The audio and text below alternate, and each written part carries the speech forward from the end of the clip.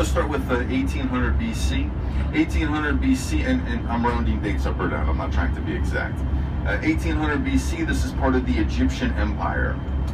The Egyptians are here, and about 100 years after this, 1700 BC, Abraham is leaving modern-day Iraq, coming here with his family.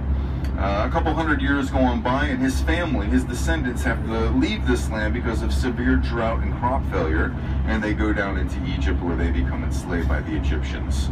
A couple centuries more go on by, and around 1300 or 1250 BC, Moses leads the Israelites out of Egypt back here into this land.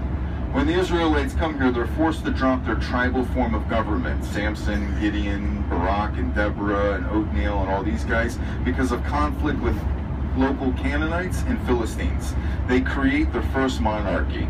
This would be King Saul, about 1030, 1020 BC. When King Saul dies, there's a civil war, and Israel splits into two kingdoms, the kingdom of Israel in the north, and the kingdom of Judea down here in the south. About 1000 BC, along comes David, who becomes king. He reunites the two kingdoms, captures a Jebusite city, and renames it Jerusalem. And when King David dies, his son, King Solomon the Wise, assumes the throne and builds the very first temple to the God of Israel on Mount Moriah. This would be more or less the Temple Mount where the Dome of the Rock is. We don't know exactly where, but right up in that spot. This is about 970 BC. When King Solomon dies, there's a civil war again, and Israel splits into two kingdoms, the kingdom of Israel in the north, kingdom of Judea down here. About 920, 930 BC. In any event, more centuries roll on by. In the 8th century, the Assyrians come and they destroy the northern kingdom Israel. Burn it to the ground, exile all the Jews in that kingdom throughout the Middle East. That would be your 10 lost tribes.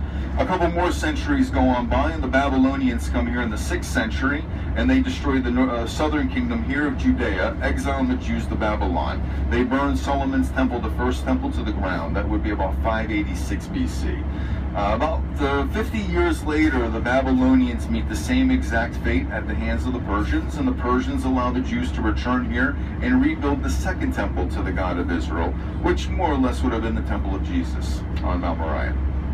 In any event, the Jews are living here. Alexander the Great comes, is defeated by the Jews. The Jews have political autonomy up until 63 BC when the Romans come. The Romans ruled the land very harshly, imposing taxes and crippling punishments, to the point where the Jews revolt against the Romans in 66 AD, the first Jewish revolt.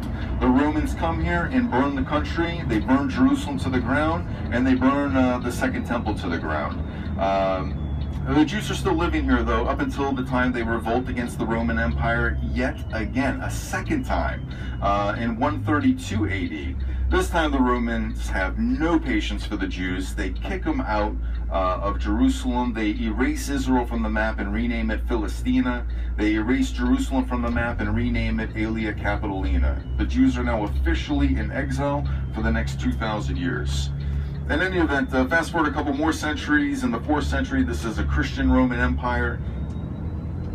Fast forward a couple more centuries. In the 7th century, Muhammad unites the Arabs in the desert. Islam spreads from Spain to China. This is part of the Arabic Empire. Fast forward a couple more centuries, and in the 1100s, this is part of the Crusader kingdom. The Crusaders come here, and the Crusaders are here until they're replaced by the Mamluks in the 1300s.